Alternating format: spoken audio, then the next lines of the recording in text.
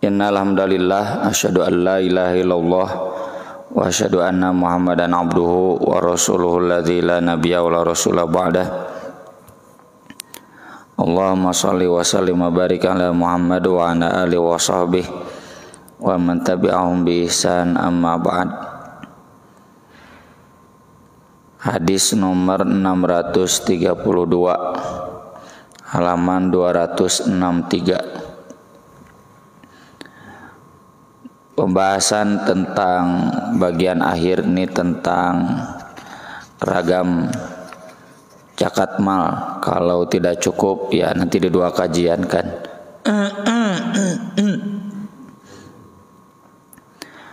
Wa an Aliyin radhiyallahu an Anal Abbas radhiyallahu an sa'alan Nabiyya sallallahu alaihi wasallam, bahwasanya Abbas radhiyallahu an paman Nabi sallallahu alaihi wasallam bertanya kepada Nabi sallallahu alaihi wasallam tentang mendahulukan bayar zakat sebelum waktunya. Farakhasalahu fi dzalik, lalu Nabi memberi rukhsah kepadanya dalam hal itu. Jadi misalkan zakat mal itu 1 tahunnya nanti Ramadan tahun yang akan datang atau beberapa bulan lagi, mau sekarang dikeluarkan boleh, keluarkan dulu sebagiannya boleh, ngarah teu ngap teuing misalnya, atau mau tiap bulan dicicil boleh ya. Zakat fitri juga Ramadannya belum boleh dikeluarkan sebelum Ramadan boleh, tapi kalau dibagikannya zakat fitri mah ada waktunya ya, beda. Kalau bayarnya boleh didahulukan. Nah kalau zakat mal itu boleh didahulukan bayarnya, dibagikan boleh. Kalau zakat fitri mah terikat waktu, harus sebelum sholat id membagikannya.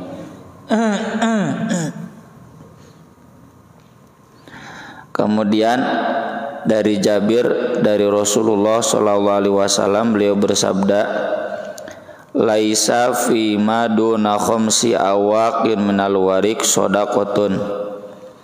Tidak ada kewajiban sedekah zakat pada harta yang kurang, pada perak yang kurang dari 5 awaq. Awaq itu uqiyah.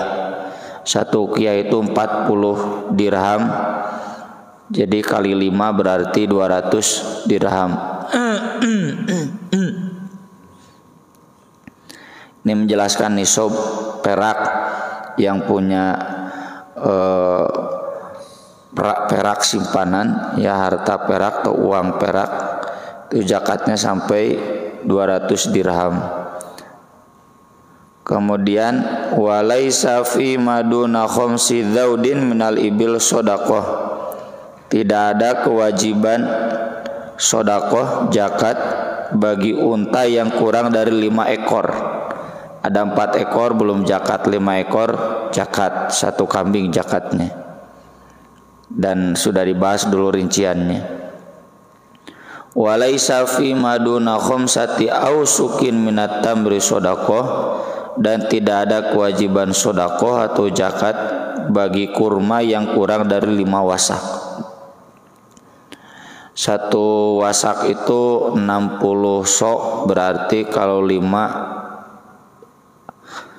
300 sok. Ini kalau dibulatkan kurang lebih 650 kilogram ya, 6 kintal setengah, sekitar 6 kintal.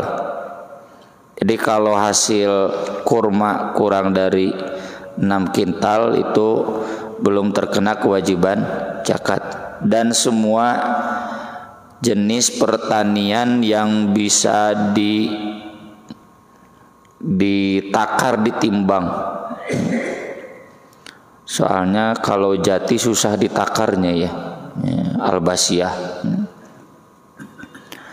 Walau min hadithi Abi Sa'idin radhiyallahu an laisa fi maduna khamsati ausukin min tamrin wala habbin. Jadi ada tambahan wala habbin. Habbin itu biji-bijian, kacang berarti ya, beras termasuk gandum, tarigu ya. Semua hasil pertanian, perkebunan yang bisa ditimbang seperti kurma atau biji-bijian yang lainnya, itu kewajiban zakatnya kalau sudah sampai 5 wasak, kurang lebih 6,5 kintal.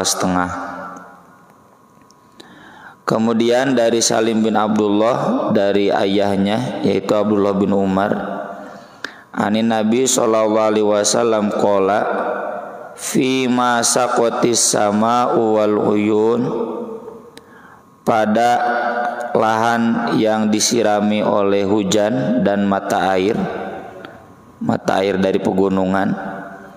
Au kana atharian, atharian itu mengandalkan air yang ada di tanah masuk ke akar, teu kudu dicebor ya, teu kudu dicebor ku urang, atharian.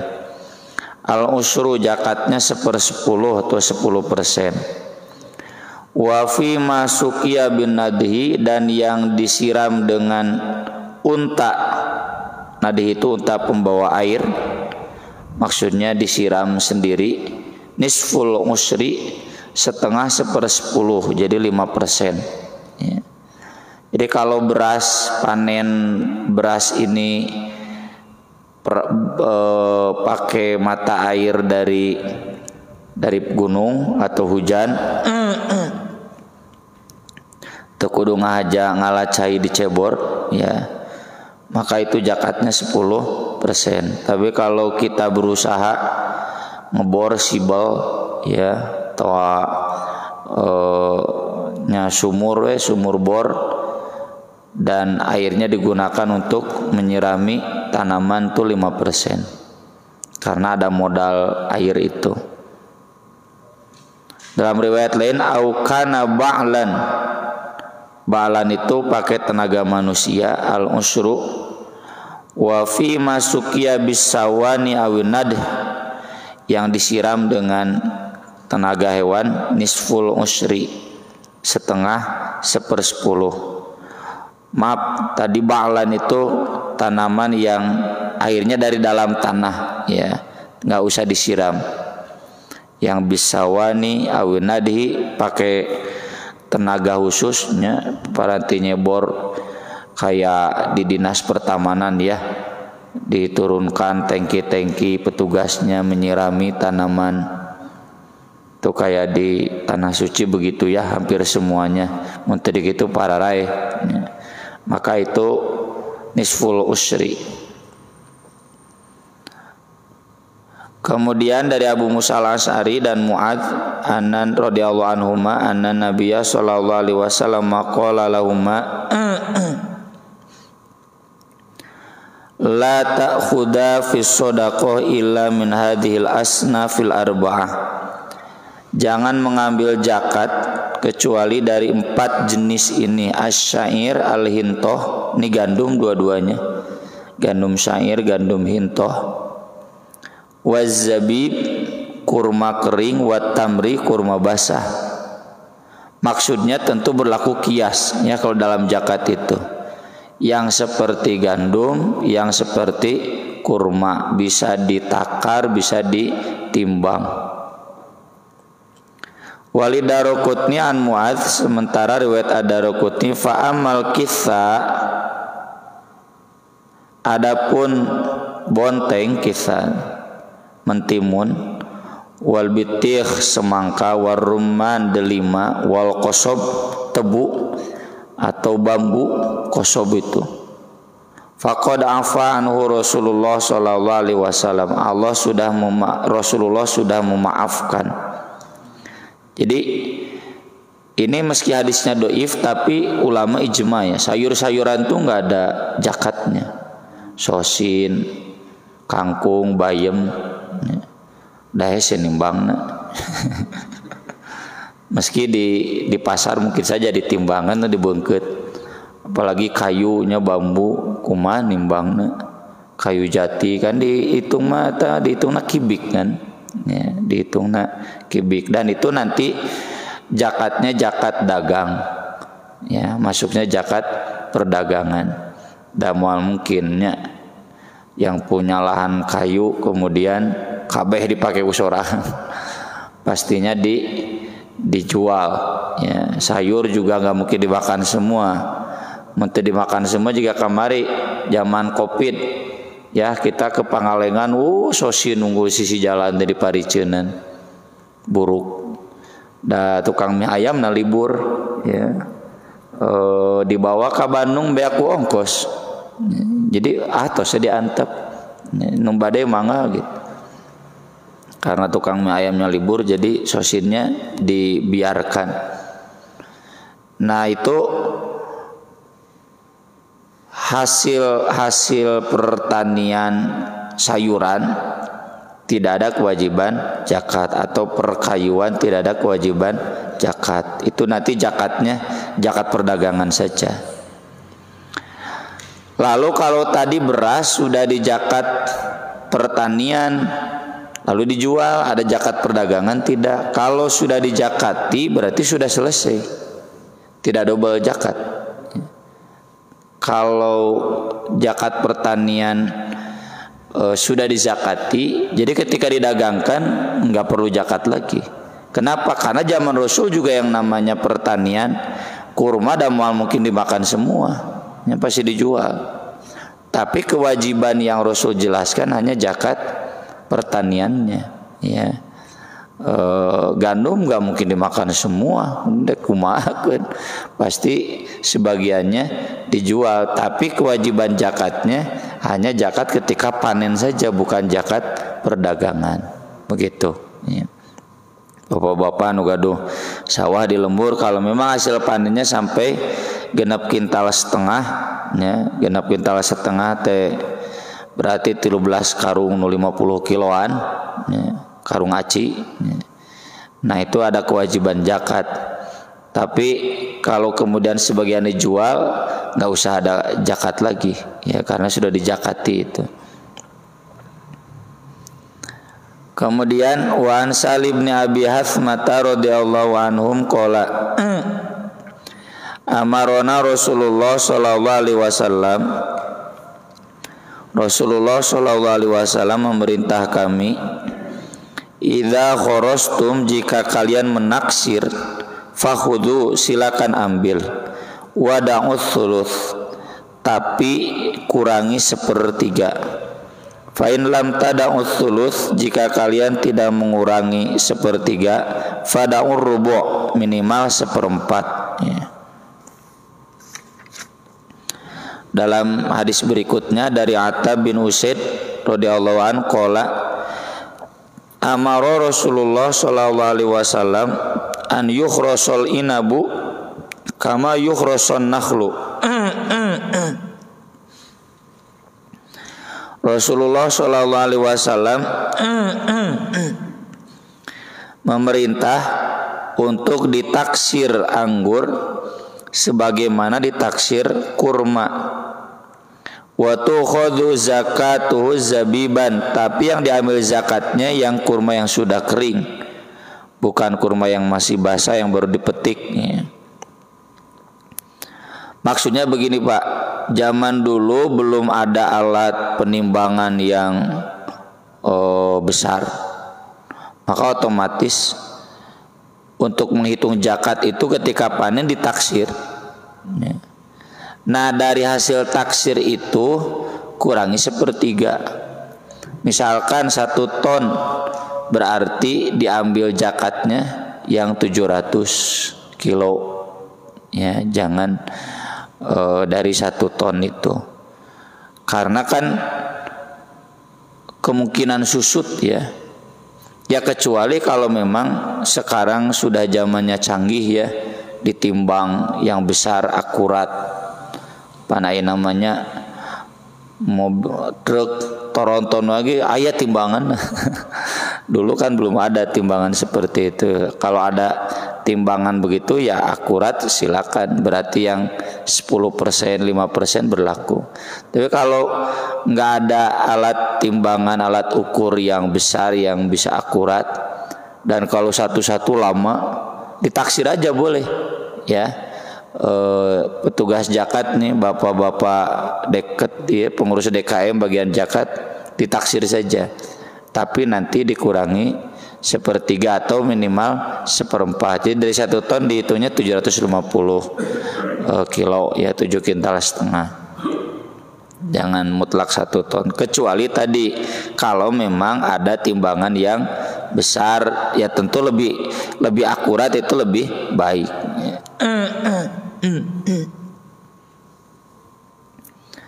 Kemudian hadis berikutnya dari Amr bin Shu'aib, dari ayahnya, dari kakeknya, yaitu Abdullah bin Amr. Anamroatan, ada seorang ibu-ibu, atatin Nabi sallallahu alaihi wasallam, datang kepada Nabi sallallahu alaihi wasallam, wa ma'aha banatun laha, membawa anak perempuannya, wa fi yadi banatiha, dan pada lengan pergelangan anak perempuannya itu miskatani min dahab, ada 2 gelang emas kanan kiri meureun. Faqala laha, lalu Nabi bertanya kepada ibu itu, atu'atina zakata hadza, apakah kamu sudah mengeluarkan zakat perhiasan ini? Qalat, ibu itu menjawab, la, belum. Qala, kata Nabi, ayasurruki, apakah kamu senang, an yusawwirokillahu bima, Allah mengenakan kepadamu dengan sebab 2 gelang itu, yaumal qiyamati, pada hari kiamat, siwaraini minnar, 2 gelang neraka, jakatan heula tuh. Fa'alqat suma, lalu ibu itu melepaskan 2 gelang itu. Jadi meski anak kecil yang pakainya anu disiksana orang tua, ada anak kecil mah belum balik, ya. Dalam hadis berikutnya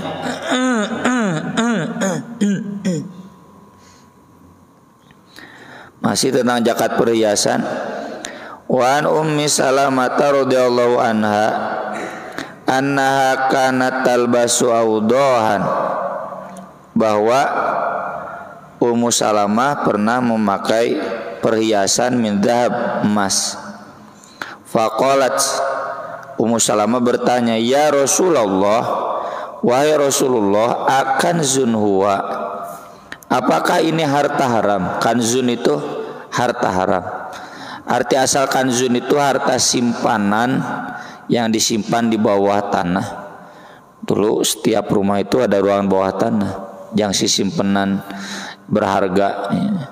Sekarang juga sama, nya nu ngaranna bank sentral teh di handapna emas sungkul, nya bisa mukana gubernur BI yang presiden.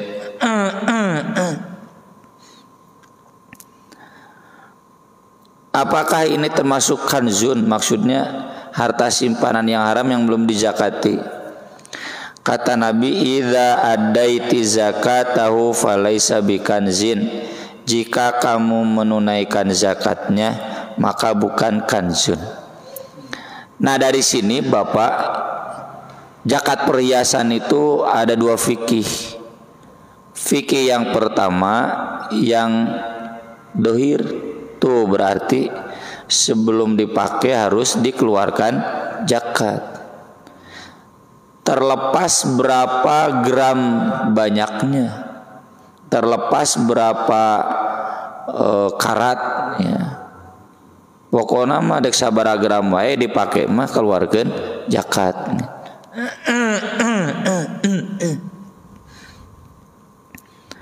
Yang kedua, yang memahami hadis ini dikaitkan dengan hadis yang sebelumnya. Maksud Nabi nanya, sudah dikeluarkan zakatnya belum?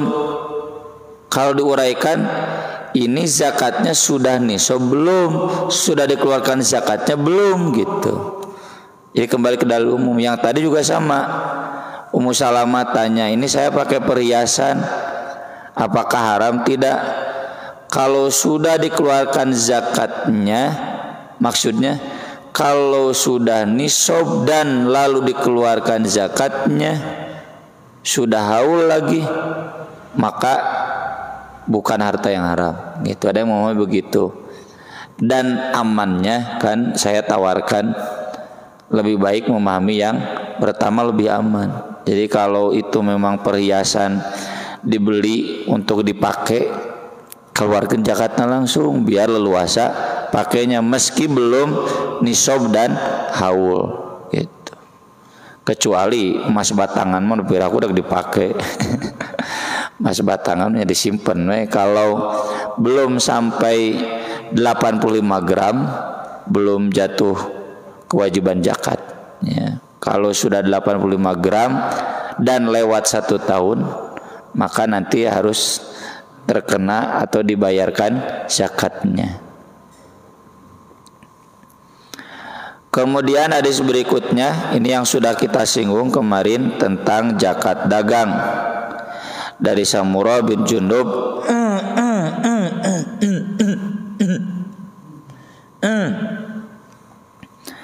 radhiyallahu anhu qala kana Rasulullah sallallahu alaihi wasallam ya'muruna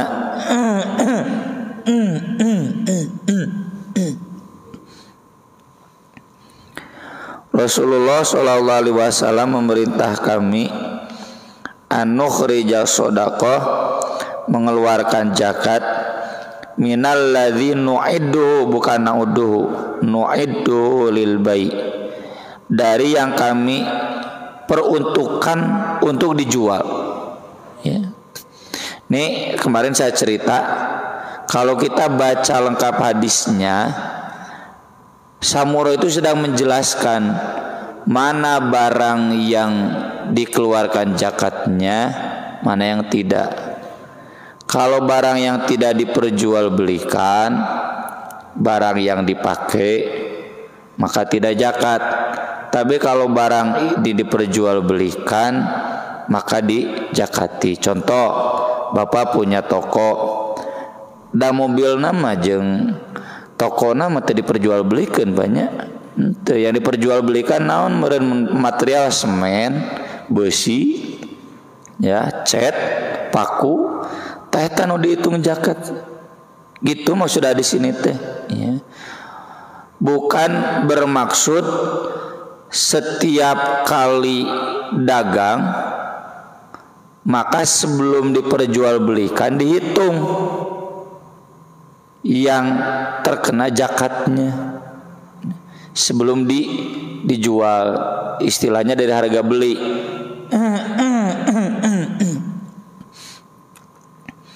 Dari modal ya, bukan harga jual. Misalkan bubur teh 1 hari dapat 200.000 dagang bubur teh, tapi dah modalnya mah 100.000.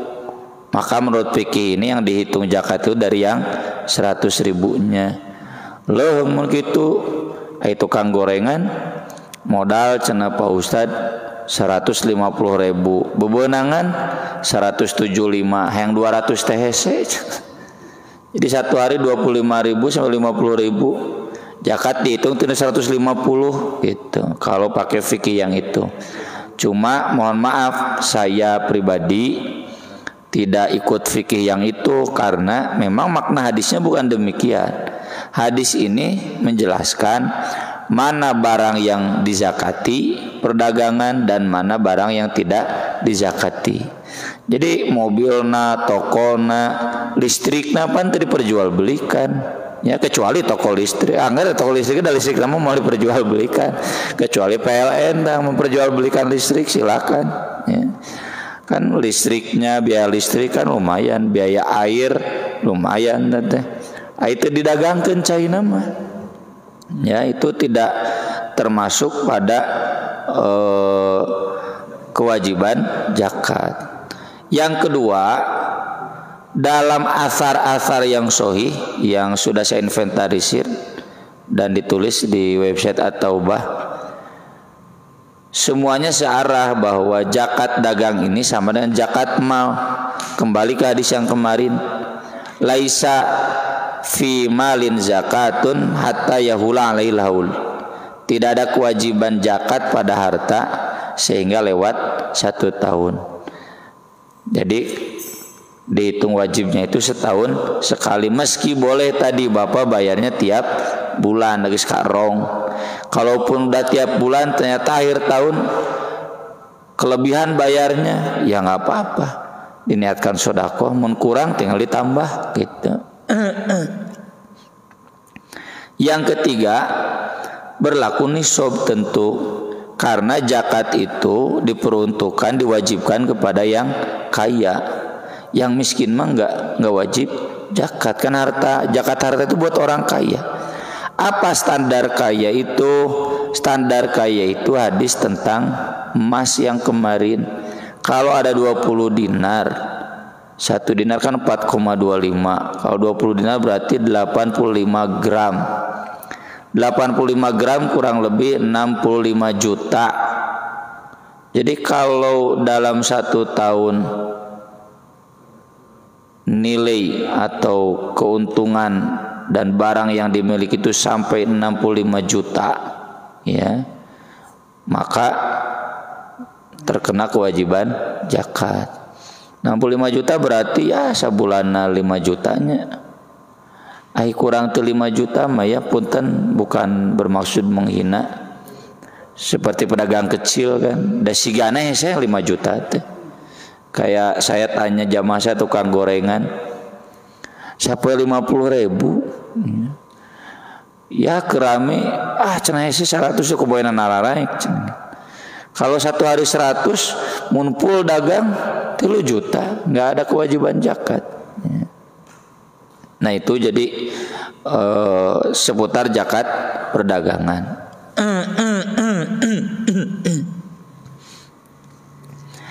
Selanjutnya dari Abu Hurairah radhiyallahu anna Rasulullah sallallahu alaihi wasallam maqal wa fir rikaz al-khumus. Rikaz itu harta karun, harta simpanan, harta berharga purbakala. Itu zakatnya 1/5. Dan ini nggak ada nisab, nggak ada haul, langsung ketemu menghasilkan, keluarkan zakatnya 1/5 20%. Cuma gede-gede ting bayar tuh dah rikazma manggih ngaranna gitu tengah modal. Wa an Amr bin Syuaibin an abihi an jaddi radhiyallahu anhum anna nabiyya sallallahu alaihi wasallam maqal fi kanzin wajadahu rajulun fi kharibah. Harta simpanan, harta karun yang ditemukan seseorang di bangunan yang roboh, kharibah, atau di satu kampung yang tidak berpenghuni. Kata Nabi, in wajadtahu fi qaryatin maskunah, jika kamu menemukannya di satu kampung yang berpenghuni, fa'arifhu, salabarkeun, ya, sebarkan. Milik siapa ini? Lukotoh kan masuknya. Lukotoh diumumkan selama 1 tahun. Baru boleh dipakai. Itu pun bukan hak milik, hak guna pakai. Kalau ternyata ketahuan pemiliknya, harus dikembalikan, kecuali pemiliknya merelakan. Kalau ternyata sampai meninggal tidak ada, ya udah, kan hak guna pakai, boleh, berhak. Wa in wajadtahu fi qaryatin ghairu maskunah, jika kamu menemukannya di daerah yang tidak berpenghuni, fafihi, maka dalam hal itu, wa fir rikaz, dan dalam rikaz secara umum al-khumus 1/5. Kan ini menemukan, jadi nggak ada modal, nggak ada usaha, manggih ya. Benda-benda berharga yang bernilai tinggi. Kemudian terakhir dari Bilal bin Al-Haris anna Rasulullah sallallahu alaihi wasallam akhadha minal ma'adinil qabaliyah as-shadaqah. Nabi mengambil zakat dari barang tambang qabaliyah, ya. Barang tambang itu kalau emasnya ditambang, peraknya ditambang, minyak bumi, gas, batu bara, ya, wah batu bara mahal pisan, untung pisan. Termasuk Freeport meskipun bukan emas kan bijinya ya, itu harus dihitung ya zakat barang tambang. Nah ini mah pakai modal, makanya zakatnya sama seperti zakat harta 2,5%. Ya. Ini ya bapak-bapak zakat harta. Saya simpulkan Pak. Pertama zakat emas dan perak simpanan. Ya. Yang kedua zakat emas perak perhiasan. Yang ketiga zakat uang simpanan. Ya. Yang keempat zakat ternak. Ini yang awal dibahas. Yang kelima zakat perkebunan, pertanian kecuali sayuran. Sabar apa tadi teh? 65. 7 zakat dagang, 8 zakat tambang, 9 zakat harta karun. Ya, ada 9. Yang tadi mau disatukan boleh zakat simpanan, emas, perak atau uang. Nah, jadi 8. Ya. Mana tadi hitung hiji.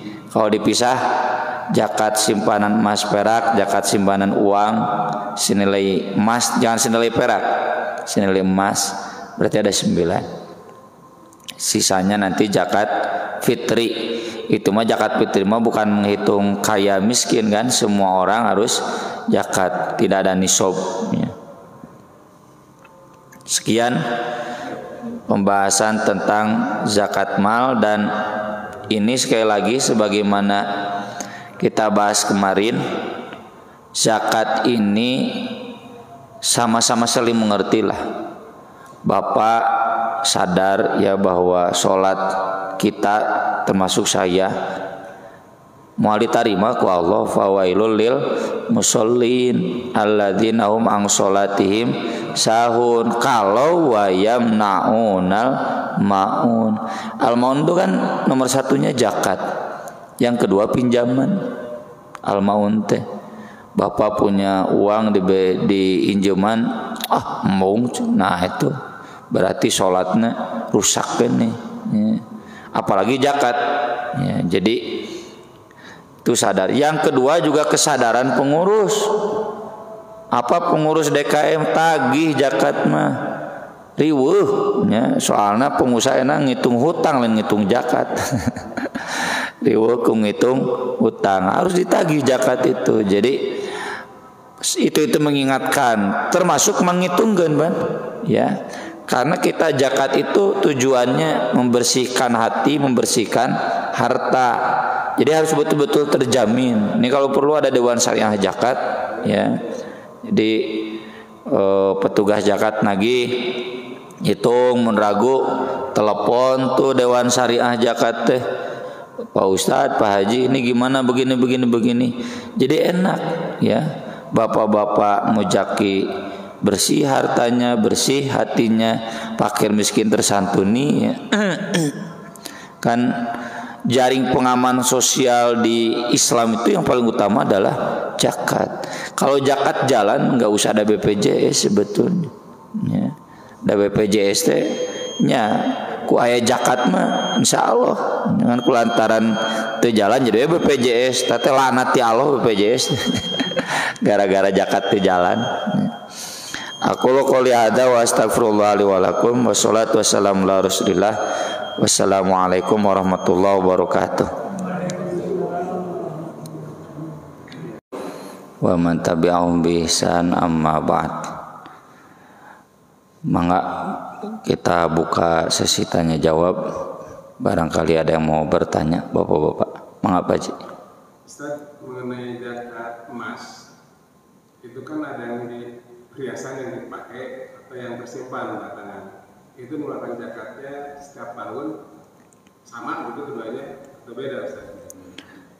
Yang zakat perhiasan dipisah, jadi dikeluarkannya sebelum pakai, mau 10 gram mau 15 gram bahkan 2 gram ya. Biasanya kan anting mah 2 gram. Setiap tahun Ustaz? Enggak, sekali pakai. Nah, kalau yang disimpan itu dikeluarkan zakatnya setiap tahun. Kalau minimal 85 gram. Ya. Mangga Pak Haji. Tentang zakat harta karun sama zakat yang hasil tambang itu sama enggak? Kan sama-sama di dalam sendiri. Kalau ada usaha modal untuk menggali itu barang tambang. Kalau harta karun itu tadi wajada menemukan. Itu pun kan harus ada usaha menggali, walaupun Enggak. Nah, kalau itu menggali modal berarti masuknya ma'adin ya, barang tambang. Kalau memang ada usaha ya, tapi masuk kategorinya bukan ma'adin barang tambang, memang ada harta karun yang terpendam, yaitu berarti masuknya harta karun ya. Tapi kalau jadi kan kalau harta karun bukan benda yang memang ada di dalam tanah, dulunya benda di luar cuma terpendam. Kalau barang tambang memang barang yang ada di dalam tanah ya, habitatnya atau aslinya, begitu mungkin untuk membedakan fikihnya ya. seperti harta karun yang di kapal tenggelam kan itu diusahakan diangkat. Itu kan bukan barang tambang, asalnya kan bukan di dalam, asalnya di atas ya. Ya, harta karun ya. Saya tadi menerjemahkan secara letterlek ya, maaf belum kesampaian fikihnya. Makasih Pak Haji. Ya gitu, fikih barang tambang yang memang barang itu dari dalam tanah ya. Kalau harta karun bukan dari dalam tanah aslinya, dari luar cuma memang mungkin terpendam dalam tanah, dalam laut gitu. Mangga. Ini mungkin terkait dengan zakat emas atau uang. Tapi mungkin dulu belum berjalan seperti sekarang, ada sertifikat berharga yang berupa bisa deposito mudharabah, persukaan negara, obligasi, reksa, bahkan bisa dibilang SK pensiun juga sih, karena ada umurnya perjanjian itu ketika kita investasikan. Bank-bank syariah menamakan itu misalnya termasuk juga emas yang tidak ada fisiknya tapi diberikan sertifikat. Jadi seperti surat berharga. Investasinya ya bisa emas, bisa mungkin kalau saham bisa saham. Kayak pengelolanya yang mengaturnya misalnya saham. Itu apakah persis perlakuannya seperti kita menyimpan uang? Sementara investasi tadi itu kan terikat kontrak juga. Kan kalau pensiun sampai seumur hidup ya. Bahkan ada waris ke istri lagi kalau pensiun, itu sudah dihitung semua. Bahkan ada juga wacana yang pensiun itu langsung dikasih dikelola mandiri nanti oleh kita. Kalau yang swasta sebagian besar yayasan pensiun itu sifatnya langsung diberikan langsung dan ya, jadi bagaimana hubungannya dengan zakat uang dan emas? Apakah itu persis sama yang ada jangka waktu? Intinya ini zakat harta yang sudah kita miliki dan kita simpan. Kalau SK pensiun, kalau memang uang pensiunnya tiap bulan ya dan tidak disimpan, meski memang ada hitungannya, tapi kan siapa yang tahu mati besok ya, mati nanti malam, nggak ada yang tahu. Jadi belum terhitung milik kita kan. Ketika kita mati kan meskipun SK pensiunnya sampai 20 tahun, apakah memang itu diwariskan ya? Kecuali kalau SK pensiun itu kayak di BUMN. Jadi memang uang pensiun itu ada sekaligus cuma disimpan di dana pensiun. Nah, Kalau yang begitu memang sudah jadi milik utuh ya semuanya dan disimpan di dana pensiun, berarti dalam 1 tahun kalau sudah nisab ya lebih dari 65 juta itu berarti terkena zakat tiap tahun. Tapi kalau pensiun itu kalau di perguruan tinggi swasta biasanya 2 tahun ya. Dan tidak sampai 65 juta ya. Kecuali yang sampai lebih dari itu. Tapi akadnya bukan akad 2 tahun utuh diterima. Jadi kalau misalkan dia meninggal baru 2 bulan, yang 1 tahun 10 bulannya kemudian juga jadi hak dia, bukan begitu. Kalau dalam masa pensiun itu 2 bulan dia meninggal, ya udah hangus yang sisanya. Itu berarti nggak ada kewajiban zakat karena uangnya tidak disimpan. Tuh uang itu masih milik dana pensiun, bukan milik dia. Ya. Sama mau obligasi, mau reksadana. Kalau memang itu uang kita, harta kita yang disimpan, deposito lewat 1 tahun tuh terkena kewajiban zakat. Ya. Dan itu pelajarannya karena memang uang itu ya, emas itu tidak sepantasnya didiamkan tidak produktif, harus produktif ya. Meski memang obligasi reksadana produktif gitunya, ngan produktifnya jangan bala leunghar tidak menyentuh fakir miskin. Nah, dari itu ada kewajiban zakat untuk membersihkan ya, harta kita itu. Begitu mungkin Pak Haji ya. Kalau ada yang kurang jelas bisa ditanyakan lagi ya. Ya. Mengapa Haji? Ini ada kasus di tanah warisan kakek itu diambil dan dihasilkan sama instansi pemerintah. Udah itu kami ahli waris menggugat. Nah, instansi pemerintah ini si tanah itu dibikin bisnis, itu menghasilkan. Nah, terus ahli waris mengajukan pengadilan untuk nah, terus menang misalnya. Apa itu harus dijakatkan si tanah? Yang terkena kewajiban zakat hanya emas, perak, dan uang. Tanah enggak, rumah enggak. Makanya pada investasi menekan tanah, Mbak. Itu kewajiban zakat ya. Tanah, kebun, sawah, rumah enggak ada kewajiban zakat. Kermada memang jadi produktif kan ya, jadi produktif. Tapi kalau emas disimpan, nah itu pendidikan agar jangan terlalu bernafsu menyimpan uang, menyimpan emas tanpa diproduktifkan gitu. Pelajarannya di sana, meski boleh halal ya. Tapi ya bagusnya emas, uang itu digerakkan ya untuk menggerakkan perekonomian. Ya kalau dijadikan belikan tanah kan dimanfaatkan buat dagang, buat acara-acara ya. Bagus, rumah disewakan kan produktif gitu. Gitu Pak Haji. Jadi selain emas, perak, uang itu harta tidak bergerak itu tidak ada kewajiban zakat. Mobil banyak juga itu nggak ada kewajiban zakat. Ruko juga Ustaz? Ruko juga. Kalau misalnya punya dikontrakan setahun misalnya, itu nanti zakat penghasilan ya, atau infak ya. Dari madhab Hanbali, Salafi, Persis istilahnya infak saja, infak wajib ya, bukan zakat karena memang nggak ada dalilnya. Dalilnya dalil umum saja, anfiqu min thayyibati ma kasabtum. Yang zakat profesi, zakat penghasilan itu metodenya kias kan, Syekh Yusuf Qaradawi tapi lebih tepatnya bukan zakat infak. Dan itu Pak silakan diperhitungkan, bahkan boleh lebih besar daripada zakat infaknya.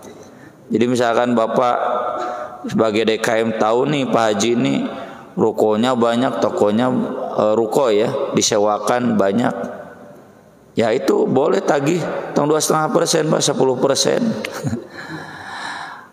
Profesor siapa yang sekarang dirjen haji umroh teh nyata lah ilap deh, itu penelitiannya tentang zakat di Belanda. Kan Belanda itu Kristen Protestan. Jadi ternyata kewajiban zakat semua pengusaha, petani itu yang besar-besar itu kewajibannya ditagih oleh zakat oleh gereja Protestan 30%. Saya setuju tuh buat para pengusaha yang besar mah tong 2,5 eta mah jangan aya dina dalil 2,5%. Tagih we 10% kita mau mata miskin. Biar lebih maslahat untuk umat, untuk masjid ya, untuk beasiswa, biaya kuliah gitu. Ada lagi? Cukup? Ya, baik. Terima kasih. Mudah-mudahan bermanfaat. Aku qouli hadza wa astaghfirullah li wa lakum.